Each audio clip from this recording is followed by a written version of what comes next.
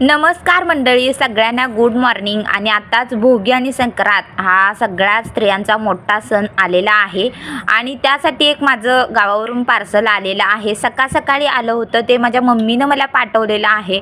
एक पोतं भरून साहित्य इतकं तिनं भरपूर दिलं आहे ना की खरंच काही शब्दात सांगू शकत नाही. तुम्हाला लॉंग व्हिडिओमध्ये पाहायला भेटेल, तुम्ही लॉंग व्हिडिओ नक्की पहा.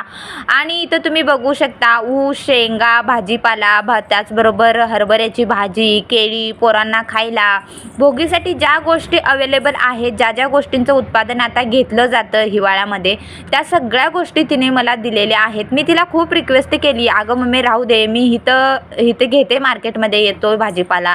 तर तिची अशी इच्छा होती की मी तिला म्हणजे संक्रांतीला गावी यावं.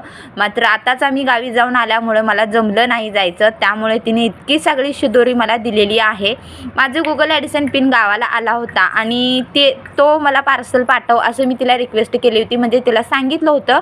मात्र त्या गुगल ॲडिसन पिनसोबत तिनं इतका सगळा भाजीपाला, इतकं सगळं खायला, इतकी सारी शिदोरी आम्हाला दिलेली आहे. खरंच आई अनमोल असते.